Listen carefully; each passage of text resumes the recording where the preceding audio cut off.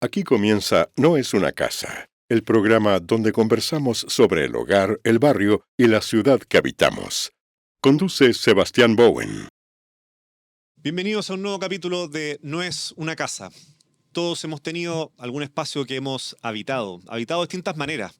Y ese espacio podríamos decir que ha sido una casa, pero sabemos también de que ese espacio ha tenido aprendizajes, guarda ciertas rutinas, ciertos recuerdos en nuestra memoria, que luego también van de alguna manera dibujando los pasos que vamos dando en el futuro, generan vínculos, finalmente producen experiencias que son vitales, más allá de únicamente las cuatro paredes y el techo. Por eso decimos que una casa no es una casa, sino que es un lugar donde construir finalmente futuro, donde va pasando la vida, donde se van generando los vínculos que también más nos caracterizan.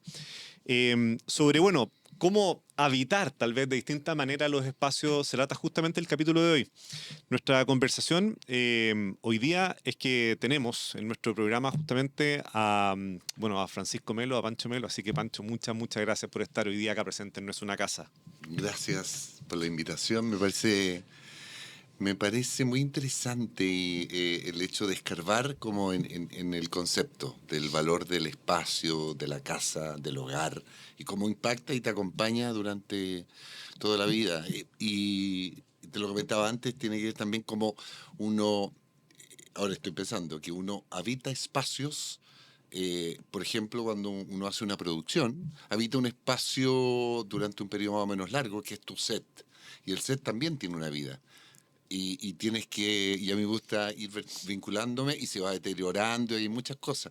Pero el set de televisión o tu casa o tu oficina también forma parte, hay algo, hay Es una una... forma de hogar, tiene algo de hogar, Sí, sí. ¿cierto? Entonces empiezas a generar ciertos lugares donde guardas los guiones, donde guardas tu celular. No sé, ahí uno se vincula. Es bonito como uno aprende a vincularse con los espacios.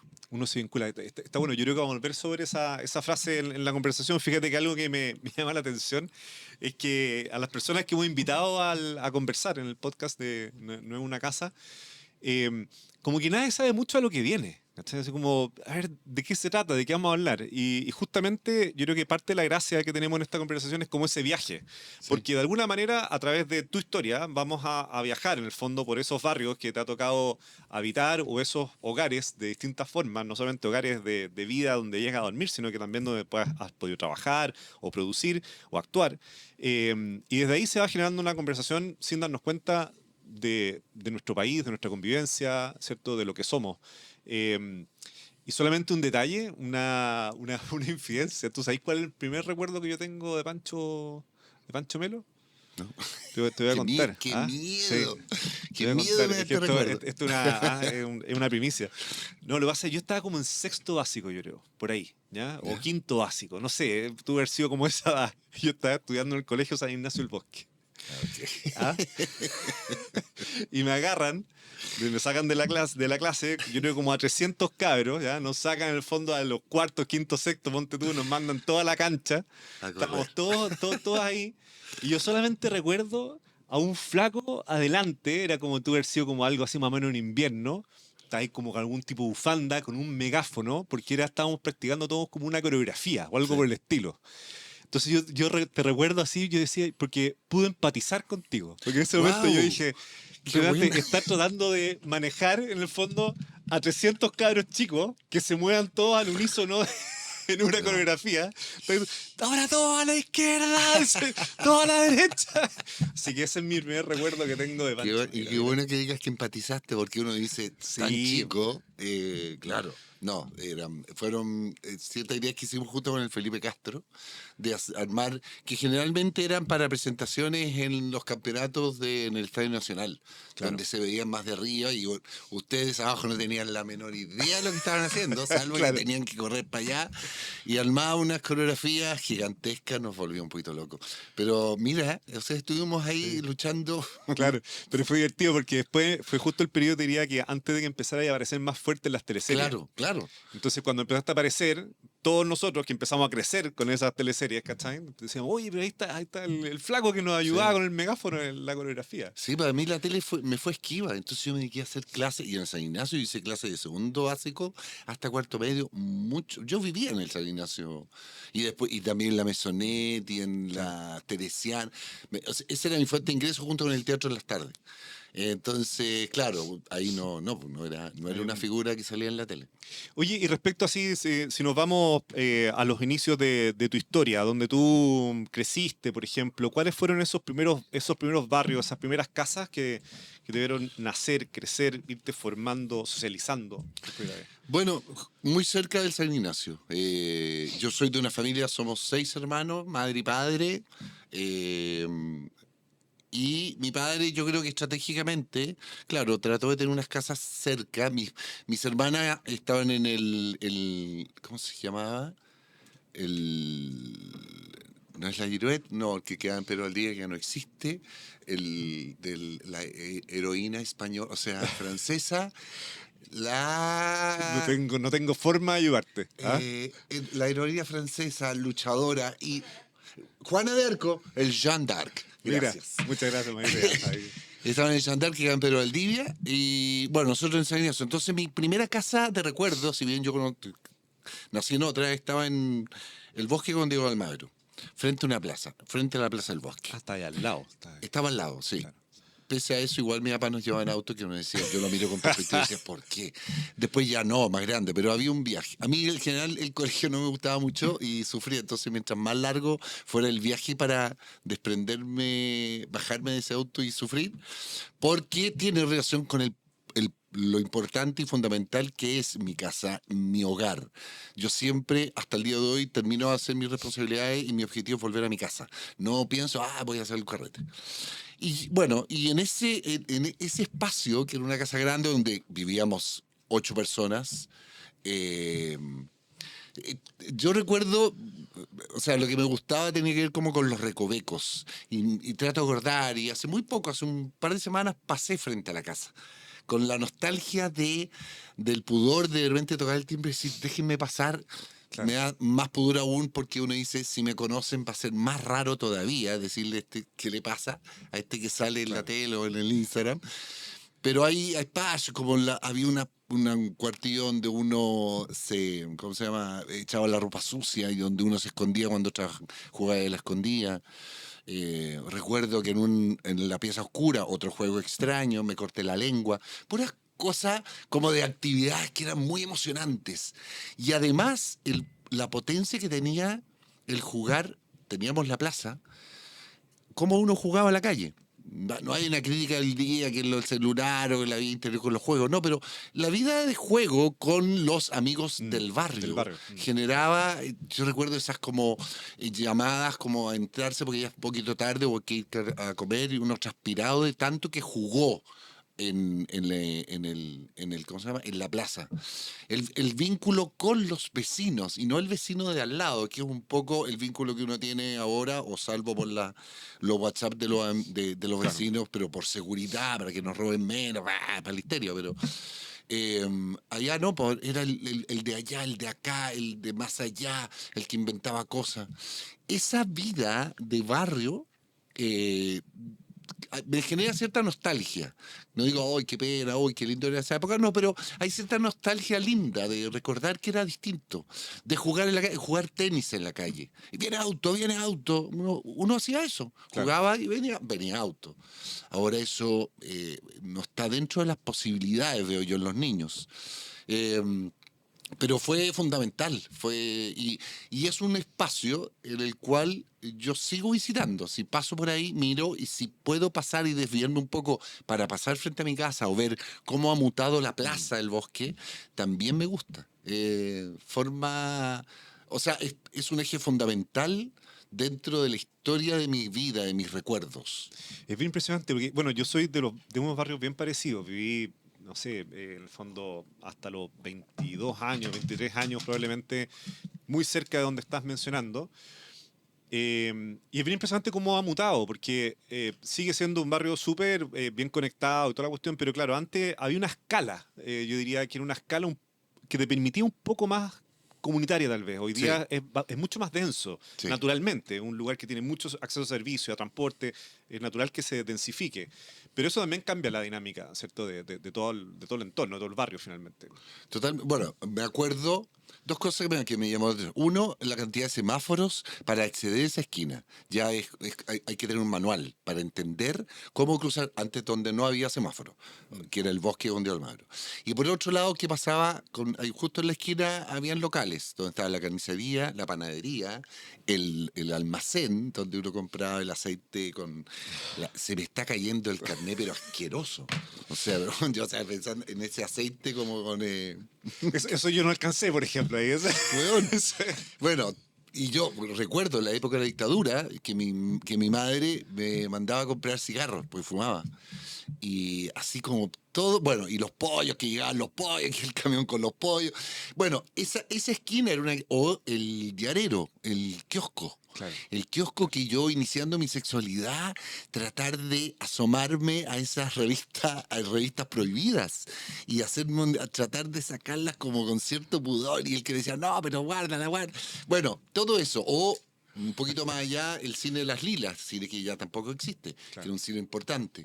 Pero es cierto, es que había más tranquilidad. No quiero meter en el tema de la seguridad, pero había más tranquilidad. Uno podía transitar por la calle con cierta tranquilidad.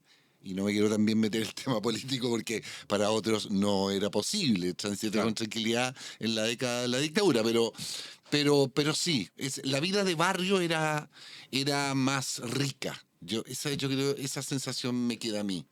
Y ahí, pensando en esa, como los primeros amigos que te empezaste a hacer, bueno, en la ida al colegio, ¿cierto? En ese barrio, tú cuando chico, ya veías cosas que en el fondo había un cierto como, ¿cómo se llama? Como, ¿había un cierto gusto por la actuación ya o fue saliendo No. después? Mira, te lo puedo responder. Si bien yo era relativamente histriónico dentro de mi casa con mi núcleo más cercano, yo podía pintar el mono con mi hermana, disfrazarme, pero dentro de un juego muy seguro. Salía de ahí y cero. Casi todos mis hermanos buenos para cantar, entonces la fiesta, que cante una canción y la tía, pero cántele a la tía y toda esa weá. Pero yo no, nada. Yo no cantaba, yo nada. Yo generalmente era tímido. Yo siempre cuento la historia. Tenía una casa en la playa, que es donde hoy vive mi padre incluso, en que mis hermanos armaban carrete y a mí me daba mucha vergüenza pasar por el living.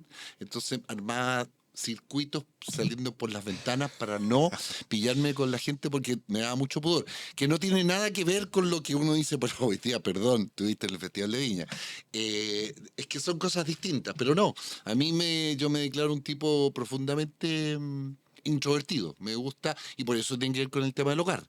Lo potente que es mi hogar es mi refugio, mi cueva, ¿cómo se llama? Mi casita escondida en un lugar donde de alguna forma nadie me va a encontrar. Siempre me escondo. Pero no existía, no. A mí, yo nunca pensé estudiar teatro, nunca. Y si bien en el San Ignacio, Cristian García Huidobro hacía unos talleres, había que tomar un taller y yo lo tomaba, pero no hacía nada y Claro, siempre no, hago sí, el yo chiste. también tomé esos talleres, digamos, Pero no, bueno, y no era, Claro, no, no. uno no era para descubrir si era actor o no, no. No, sí salió después, mucho después de la ingeniería en que se me metió la idea en la cabeza y la agradezco profundamente porque Espere, entraste entonces a estudiar primero ingeniería ingeniería mecánica. mecánica. Ejecución mecánica no me dio tanto el puntaje, seamos honestos, ni tampoco tenía tan buenas notas en el colegio, entonces ingeniería en ejecución mecánica y dije, ya, ok, ya, vamos.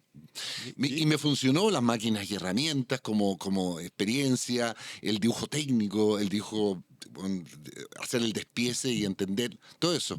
Pero el álgebra, el cálculo y la química reboté, pero bueno, como pelota de ping-pong. Y No. ahí, pero duraste un buen rato ahí. 2 años y medio. 2 años y medio intentándolo y finalmente decido hablar con mi padre, ingeniero, incluso, bueno, muy ingeniero, fue presidente de la Cámara de Chile de la Construcción. Ah, mira. Sí, entonces, él estaba feliz con esto de que uno de sus hijos, ya había otro hermano mayor mío que es ingeniero industrial y que yo fuera ingeniero mecánico, pero bueno, no se dio, me ayudó a hablar con él y aceptó este desafío con mucho miedo, me pidió que tuviera una carrera paralela como de verdad, y no pude por los tiempos, y bueno, y después se dio y está más o menos feliz con lo que Y hice. llegaste al teatro, ¿hubo algo así como que tú recordáis que te gatilló en algún momento o fue también como por descarte que puede ser? O sea, sabéis que no sé mucho qué hacer y veo aquí algo. Sí, ¿Qué no, pasó? yo creo que el descarte era difícil porque era raro por descarte pensar en que está en Sí. la ingeniería. O sea, el tema de las herramientas, mi vínculo con la herramienta desde el bosque era importante. Si se echaba a perder algo, me gustaba tratar de arreglarlo. Generalmente no lo lograba, pero lo desarmaba y veía cómo funcionaba. Claro. Eh, pero el teatro, cuando entró, te juro, yo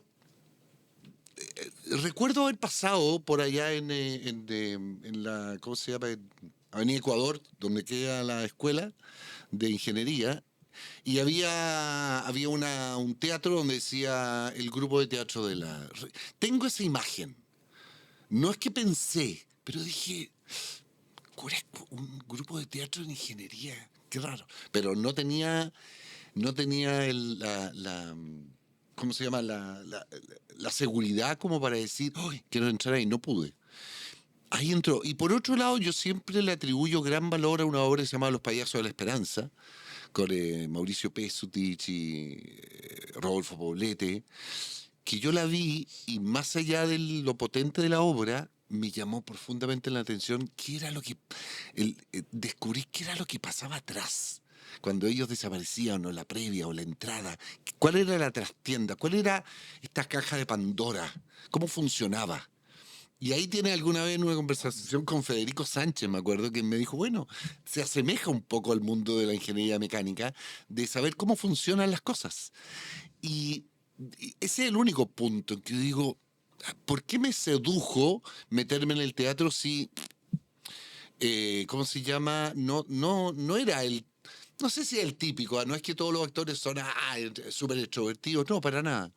Pero sí me dio la oportunidad de expresarme a partir de personajes. Y de ahí yo fui liberando un poco esta timidez, porque por medio de ciertos roles yo podía, por último, transitar en espacios que para mí mismo no serían fácil hacer.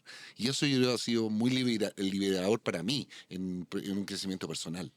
Está bonito eso, porque estaba pensando mientras hablaba y decía, ¿cuál es la tecla que toca el actor propiamente tal? En el fondo, tratando de empatizar, no es que yo sepa así, en lo absoluto. Y claro, hay algo que puede tener que ver como con el vínculo que has mencionado, lo has mencionado en distintas frases, ¿cierto? La idea de vincularte. Y Mm. es el lugar donde me vinculo, el hogar, ¿cierto? Entonces, hay... Y eso puede ser, estoy pensando en vuelta contigo, ya que justamente eres una persona que te vinculas mucho y eso evidentemente hay un afecto cuando uno se vincula, hay un compromiso cuando se vincula.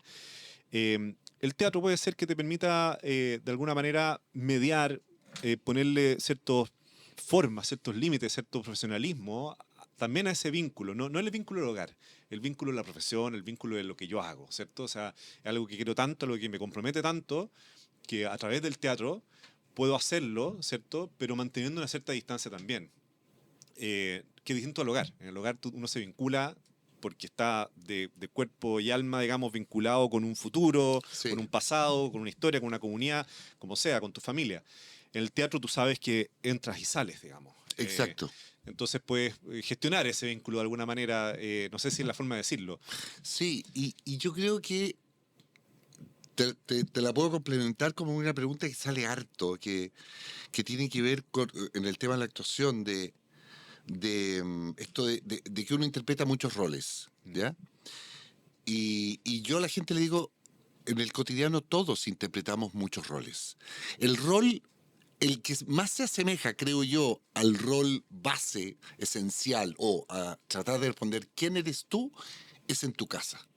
En tu casa tú bajas todas las barreras y dejas de ser quien soy. En este momento nosotros Claro. igual estamos interpretando ciertos roles. Yo estoy instalado en un espacio que me da cierta seguridad Y estoy, claro, formando parte de una entrevista, pensando en mis palabras, tú en el trabajo como descubrir o generar una conversación, pero evidentemente que nosotros dos en este momento somos distintos en alguna medida de cómo nos levantamos en la mañana, Claro. en relación a, no sé, llevar niños al colegio o preparar el desayuno, o la ducha, o quién va primero, o hay que vestir, o todas esas variables, yo creo que uno está con la barrera súper baja.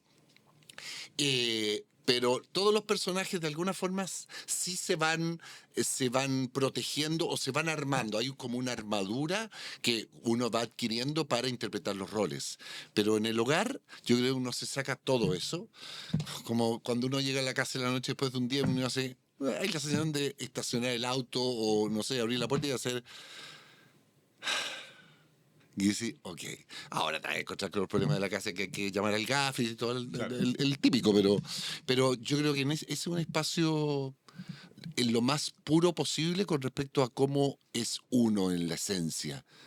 O cuando estás solo en la casa, que ahí yo creo que es aún más potente. O sea, tú uno se encuentra consigo mismo, que puede ser también terrorífico. ¿Ah? No sé, también pensando en voz alta es lo que sucedió mucho en pandemia, cuando nos vimos obligados a encontrarnos mucho rato con quien éramos esencialmente, porque estábamos todo el día en nuestro hogar. Y Puede al ser. revés, y llevar digamos, todos los espacios del entorno a esa misma casa. O sea, fue todo Sí. Zoom, ¿cachai? Y todo el tema. Tú has mencionado con mucha fuerza el concepto hogar, Mm, que va muy en la línea de la tesis que tenemos en el programa. Digamos, una casa no es una casa, ¿ya? Entonces, y has tocado ahora una tecla súper relevante, que en el fondo es decir, claro, una casa es donde, o un hogar más bien, en este caso, es un lugar donde es el lugar tal vez donde tú eres más puro como eres, ¿cierto? O sí. sea, por decirlo de alguna manera. Estás sin las barreras, etcétera. Pensando ahora, a la luz de lo que tú estás diciendo, me hace mucho eco el impacto que tiene entonces alguien que no tiene ese espacio. ¿Ya? O sea, porque el no tener ese espacio, ¿cierto? Es finalmente estar siempre jugando un rol, por decirlo de alguna manera. Estás siempre en búsqueda de conectarte con otros para poder llegar a ese lugar. Estás teniendo siempre un rol, nunca ese espacio de intimidad, nunca ese espacio de tranquilidad, ¿cierto? Ese espacio en que tú sabes que hay una cierta rutina, que al día siguiente te vas a levantar más o menos con todos los desafíos del día por delante, pero un lugar donde te dormís y seguís al día siguiente con los tuyos y con nadie más, digamos. Así que tocaba como esa fibra. Sí, yo creo que las casas estructuralmente, claro, son lugares que pueden ser bonitos, grandes, chicos, más cómodos, menos cómodos, que a uno le acomodan, o te puedes ir a un extremo de una casa muy humilde, muy básica, una media agua, una casa construida por techo, incluso un ruco. Pero son relativamente espacios, en la medida que te den la tranquilidad de hacer esta respiración. Me hiciste acordar, yo tuve un cambio de tipo sociocultural, económico. Yo sí, claro, me siento privilegiado por donde me tocó nacer, que tiene que ver con una familia, claro que no existían problemas económicos, vivía en un barrio que evidentemente, en una casa grande donde podíamos vivir todos, si bien todos dormíamos, todos tuvimos piezas de dos, yo dormí con mi hermano Sebastián durante toda mi vida, desde que nació, y hasta que me fui de la casa. Y esa partida de la casa fue un punto de inflexión muy interesante en mi vida. Más allá de toda la experiencia que te da el Colegio San Ignacio con respecto al tema social, las experiencias, llámese trabajo fábrica, trabajos de invierno, donde uno tiene un cierto conocimiento con lo que puede ser una realidad social distinta a la una. Yo me fui a vivir a una población que se llama la Alberto Lagarribel, que quedaba es la Punta de Diamante, que da entre Avenida La Florida con Vespucio. Hoy la rotonda no existe, pero en esa época era la punta de la rotonda. Y la población todavía existe. Y yo me fui a vivir a una casa básica, muy básica, porque mi ex mujer, la madre de mis hijos, su padre trabajaba en la Corporación Cultural de la Florida y le habían asignado esa casa y ella se la arrendaba y la ayudaba a su hija y bien, ya, me fui a vivir ahí. El cambio físico, el cambio social, el cambio de barrio fue impresionante. Pero fue maravilloso. De partida me encontré con un barrio mucho más cercano, mucho más atento y mucho más complementado. O sea, yo recuerdo que a un lado tenía a una familia donde el jefe de hogar era micrero y el otro era un taxista. Pero la cordialidad y la generosidad como de convivir con él fue impresionante. O sea, yo pasé de vivir en una casa gigante a una casa muy pequeña. Eh, pero, volviendo a lo que hablábamos del hogar, pero uno logra generar ese espacio en la medida que uno lo habite. Habitar el espacio, la casa, con el alma, o sea, darle alma a ese espacio, aunque sea pequeño, grande, es fundamental. Pueden haber situaciones malas, o sea, estaba hablando como en el mejor aspecto de la situación, pero pese a que, si bien, claro, vivía muy cómodamente, pasé a vivir con comodidades muy básicas, pero también la recuerdo con un cariño impresionante en relación al entorno y también a lo que logramos con la Patricia, iniciando el viaje de una relación, ¿cachai? Que funcionó. O sea, funcionó durante un tiempo, tuvimos 2 hijos, después ya no, pero todo bien. Eh, Eso siento que lo pongo como los dos extremos de la sensación de lo importante que es más bien el hogar que uno es capaz de construir en el espacio que uno habita. Ahora, es cierto que ese espacio debe darte seguridad. O sea, que la muralla, tú te puedas apoyar en la muralla o tengas la sensación de que te va a proteger del frío, del calor o de la lluvia. Y ahí es donde, claro, evidentemente que hay ciertos estándares que creo que todo ser humano debe tener para poder generar espacios donde uno pueda formar hogar. Un ruco, te puse el extremo Sí. del ruco, es de una fragilidad absoluta. Quizás él lo defiende y va a tratar de generar y uno incluso puede ver cierta alegría ahí. Pero no, en el fondo no da ninguna seguridad porque no es un espacio donde uno pueda sentirse seguro. Pero interesante el pilar, por decirlo así, de barrio o de comunidad en ese aspecto de seguridad. Mencionaste, por ejemplo, bueno, que tenga un muro donde uno se pueda apoyar, que tenga un espacio que dé una...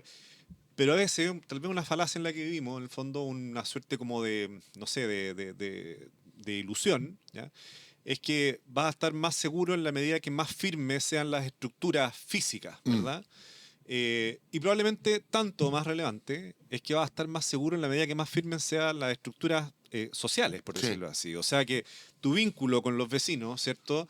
Se entienda que somos todos frágiles ahí y que la única manera, ¿verdad?, es que estemos entre todos apoyándonos a nivel de manzana, a nivel de comuna, pero a nivel de país también. O sea, totalmente. entonces, creo que es bueno poner esa en la discusión actual, ¿cierto? O sea, hay un aspecto de la seguridad muy relevante que tiene que ver con el tema, por decirlo así, carabineros, ¿cachai? No sé, pueden ser temas más claros asociados a la agenda de seguridad del país.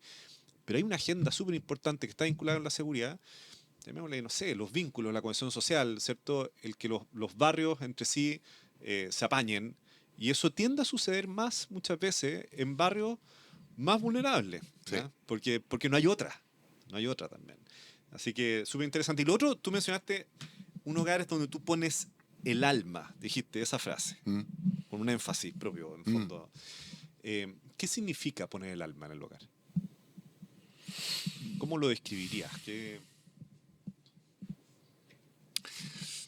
Mira, también me hace acordar algo que no recuerdo ¿cómo se llama? Que la estaba buscando por una discusión que tengo, no discusión, pero una conversación que quiero tener con mi hijo, pero tiene que ver como uno generalmente, especialmente cuando uno es figura pública, tiende a cuidar y a respetar los espacios profesionales, el afuera, trata de ser amable, o sea, generas una vinculación como con los más, no con los tan cercanos, que te preocupas más de atenderlos a ellos, de cuidar, de abrir la puerta cuando alguien viene entrando a Mm. algún lugar o de ser amable, que está bien, está muy bien, pero es mucho más importante cuidar el espacio del hogar. O sea, ponerle esa calidez, ponerle ese corazón, ponerle esa importancia, ponerlo en la primera de la línea a la casa. A veces uno tiende, creo yo, a no respetar y cuidar los vínculos afectivos que se dan por sentado. El hijo, la madre, el padre, el hermano. ¿Por qué mi hermano? Bueno, me tienen que entender. ¿Por qué mi mujer? Bueno, ya, me tiene que aguantar. No. En la medida que uno de verdad cuide, respete, así como muchas veces me estoy haciendo una autocrítica mía. Yo, claro, como figura famosa, tiendo a ser súper amable. Oh, ¿puedo sacar una foto? Sí, sí, saquemos la foto. ¿Podéis tomar la guagua? Sí, la tomo la guagua. ¿Podéis mandar el video a la Alianza? Alianza Azul. Pero a veces la Dani me habla y yo estoy... Y me dice, ¿qué? Anoche me pasó, llegué tarde del ensayo y yo me puse a ver todo lo que no había podido leer y me habló y de repente me mandó a la mierda, con justísima razón, porque no le puse la atención. Atención que a un tercero que se acerque y me dice, oye, ¿te puedo pedir un favor? ¿Le podéis mandar saludos a mi mamá? Sí, sí, y dejo de hacer lo mío. Y ya, esa es la diferencia. Entonces, cuando la responsabilidad de uno es no dar por sentado que el espacio del hogar es un espacio seguro por sí. No, es un espacio que hay que cuidar como primer lugar. O sea, el término regar la plantita y todas esas metáforas que existen, de verdad creo que son fundamentales. Ese corazón, ese espíritu, se tiene que alimentar y se tiene que cuidar como hueso santo. ¿Se entiende? Sí, No, yo lo comprendí al menos, así que esperemos que el resto también. Has hecho también un giro, en el fondo, no sé si giro es la palabra, más bien has ido como adaptando, reinventándote en función de los medios que van saliendo cotidianamente, ¿cierto? Hoy día con una muy fuerte presencia en redes sociales, hay un podcast también que eres parte. Pero me llama la atención que en tus redes sociales ejemplificas muchas parte de tu reel, con un cierto humor a veces absurdo que yo comparto y que me río, digamos, es de experiencias medias cotidianas en el hogar. ¿Ya? mm. Entonces, ¿cómo el proceso creativo de esa cuestión? ¿Cómo te van saliendo? De todas formas, o sea, de todas las alternativas posibles, uno puede estar mirando, copiando, conversando, evaluando, evidentemente también de ideas que salen con la Dani. Yo en general, bueno, cuando me metí de lleno, que ya son como 2 años, que tuvo que ver por otra historia nada que ver. O sea, yo siento que es una casualidad todo lo que pasó con las redes sociales conmigo. Realmente una casualidad. Yo nunca ¿Por qué una pensé casualidad? estar... Porque yo, lo he contado, pero yo lo hice en una conversación, o sea, hice una película, se llama Oro Amargo, donde soy actor y además productor ejecutivo, amigo del otro productor ejecutivo y guionista, y me dijo, deberíamos potenciar tu red, tenés muchos seguidores, no lo usáis nunca, el Instagram, y eso ya, pensando cuando tengamos que promocionar la película, esto filmándola ya en Copiapó. Bueno, finalmente nos juntamos con un grupo y se inició una campaña. Pero la campaña derivó en un mundo desconocido, yo muy prejuiciado por él. Yo lo miraba con ciertos recelos, esto de las redes, la gente mostrando los platos, el otro echándose crema, dice, no", o hablando sobre su familia. No me acomodaba. Y yo no la uso hasta el día de hoy. Mucha gente que me escribe por Instagram no me escriban tanto, ya tengo sin mi teléfono. Eh, entonces, bueno, creció, explotó y se transformó en una cosa que me ha abierto los ojos en muchos aspectos, y ha sido muy interesante. Junto con eso, la Dani, mi mujer, empezó a intentarlo también hace poco y ahí ella abrió la casa. Yo no la había querido Mira, abrir. mira, Porque interesante. evidentemente empezamos a hacer ciertos Te contenidos dio permiso, juntos. entonces. Me dio permiso, o sea, llegamos a un cierto acuerdo, y está bien, y empezamos a hacer contenidos juntos que tienen que ver con pareja y que evidentemente era bueno hacerlo en la casa porque es más fácil.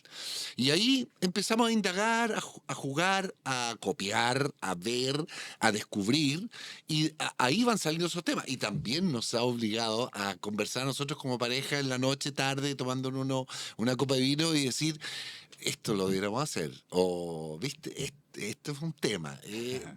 O sea, las posibilidades creativas o las génesis creativas son realmente infinitas.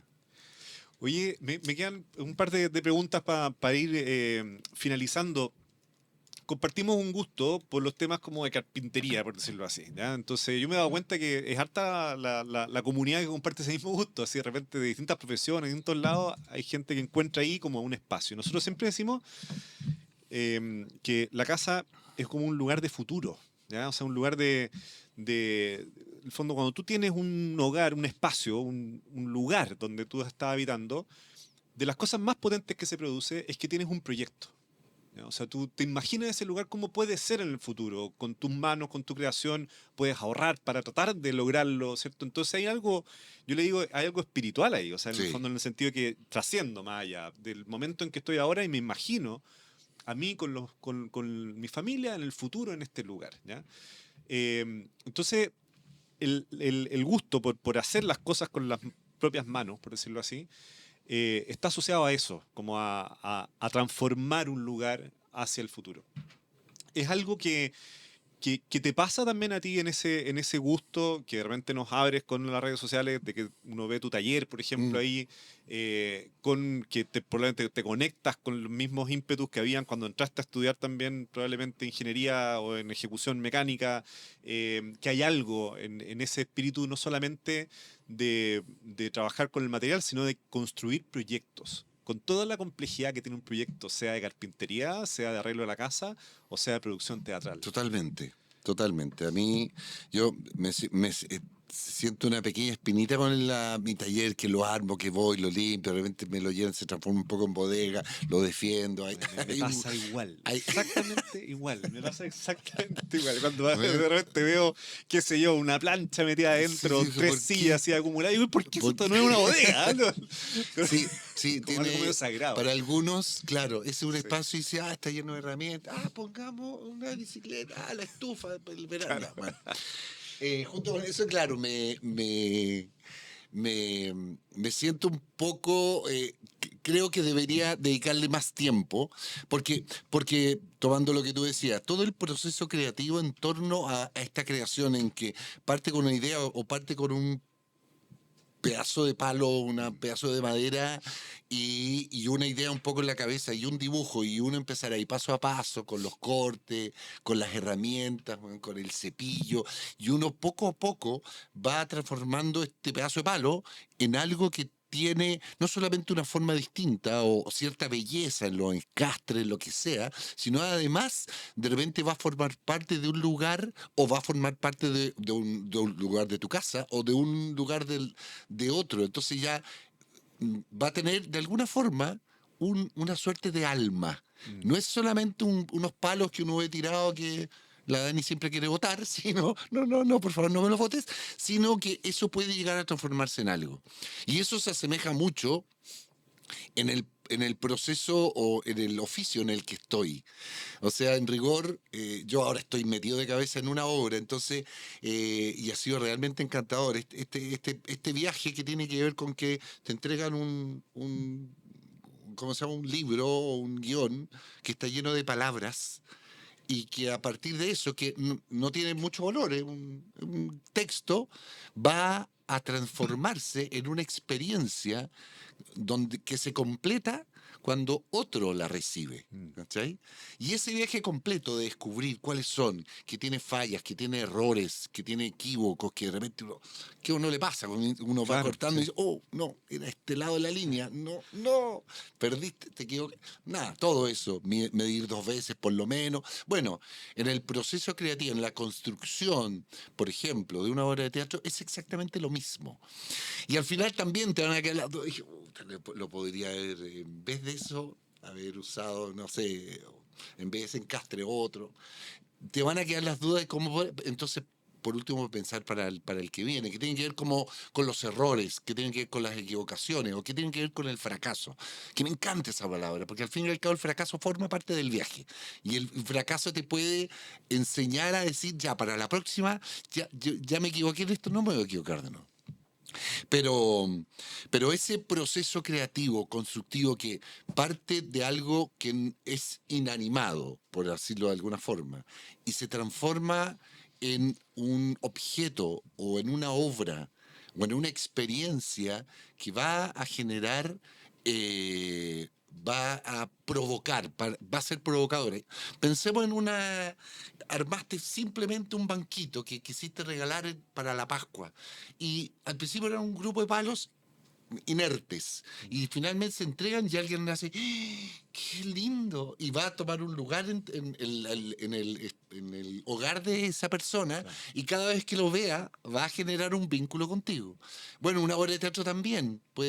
Alguien va, se sienta y puede decir, y por último, a mí me emociona profundamente cuando alguien en la calle llega y me dice, el otro día una señora me dijo El Príncipe Desolado. Y yo dije, que es una obra que hice hace muy tiempo, una obra muy difícil y muy difícil de ver, muy difícil de llegar a ver, pero es impresionante cómo de alguna forma a ella forma parte de su historia, de su recuerdo, de su memoria, para bien, para mal, no lo sé. Bueno, todo ese viaje o todo ese impacto que puedan tener esta construcción por hacer cosas, por hacer algo, porque las cosas inanimadas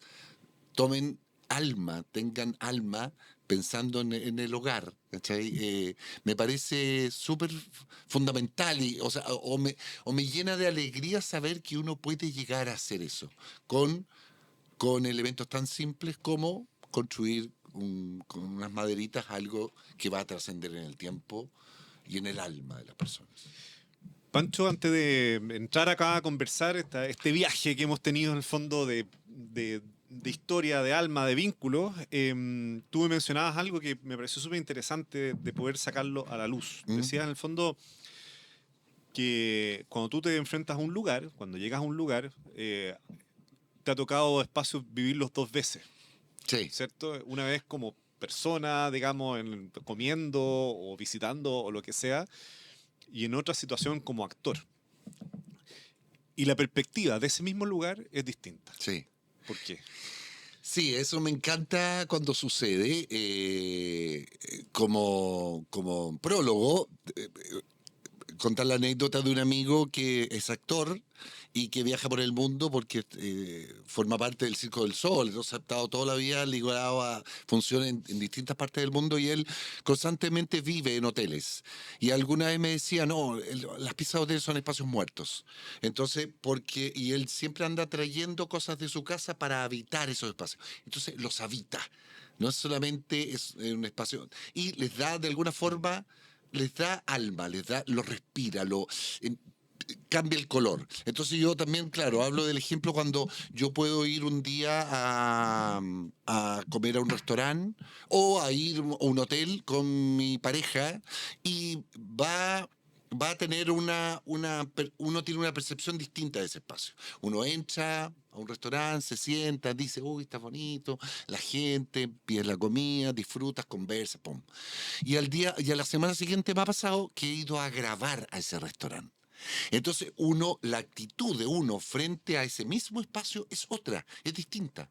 Ya te mueves distinto, te instalas en una mesa, no como con el espíritu que te vinculabas con tu esposa cuando estabas conversando. Yo creo que uno forma mejor parte cuando lo habita como persona natural, pero cuando vas a trabajar se transforma en un set de televisión. Es distinto, lo ves distinto, caminas distinto, te instalas de forma distinta. Entonces, siempre me llama profundamente la atención cómo, de alguna forma, quien le da el significado en los espacios, al fin y al cabo es uno, no el espacio en sí. Era el mismo restaurante, con la misma decoración bonita, no tan bonita, lo que sea, pero en rigor, que le dio sentido o un sentido distinto, soy yo mismo cuando lo habito para pasar un momento agradable o cuando lo habito para trabajar. ¿Cachai? Claro. Es extraño porque uno dice, pues, es el mismo lugar, pero tiene que ver más bien con uno. Qué interesante además la historia, porque es como que tu amigo, por ejemplo, es como que llevara pedacitos de hogar, Mm. ¿cierto? Y que al sacarlo y al poner en un lugar, como que eso irradia, ¿verdad? Sí. Irradia el espacio. Son sensaciones finalmente. Y para irse cerrando, Pancho, hoy día, si uno viera por todo lo que hemos pasado. En el fondo, el arte, las obras, por ejemplo, tienen esa capacidad de hacernos todos vivir un mismo momento y en esa como intersubjetividad, digamos, en ese espacio en que todos estamos viviendo distintas emociones, pero es vivir una emoción que es colectiva. ¿Ya? Y con eso hay episodios, ¿cierto?, que nos conectan y que de alguna manera como que fuera como que el arte, estoy yéndome de tesis nomás, Está ¿sí? ¿Ah? perfecto. Pero como que el arte fueran como cápsulas que logran encerrar, en el buen sentido de la palabra, para que todos revivamos momentos que nos hacen comunidad, ¿ya? Momentos en que en ese momento a todos nos conecta con las emociones, en ese rito que, ¿cierto?, evoca un mito, ¿verdad? Nos conecta con las emociones que nos hacen un sentido común, por decirlo de alguna forma. ¿Ya? Hoy día, eh, Chile necesita más de esas emociones comunes. No están, pero tal vez el arte tiene que saber desembocarlas mejor, o ya existe, o existe de otra manera. ¿Cuál es tu reflexión respecto a eso?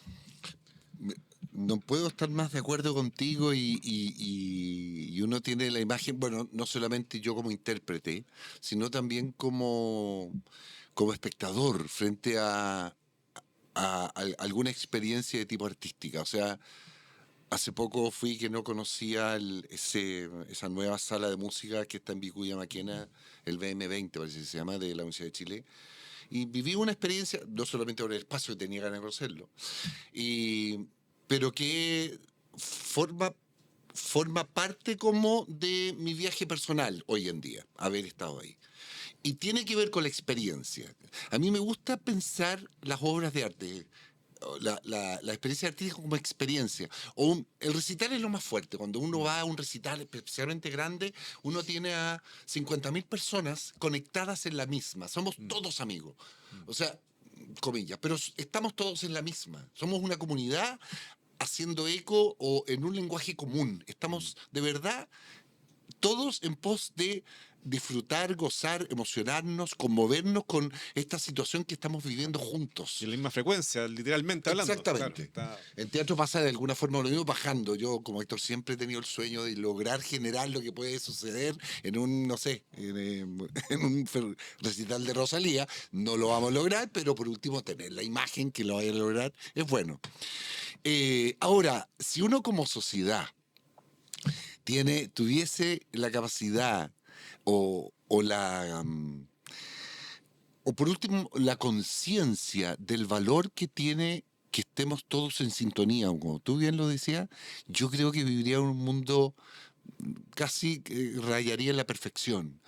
Porque, claro, cuando sucede, uno sale de cualquier recital o cuando claro. sale donde estábamos todos en la misma frecuencia, sales, te subes al auto, te vas a tu casa o te vas al metro y al tiro uno asume un individualismo que se desconecta absolutamente de esta sintonía o de esta frecuencia común que estamos viviendo.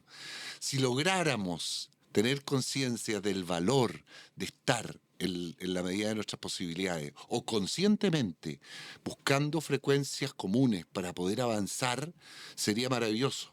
Yo lo he declarado un par de veces, siento cierta desolación especialmente por la desconexión, por la falta de diálogo, por la falta de frecuencias comunes que existen en nuestra clase política, sin entrar en detalles de gobiernos o partidos políticos.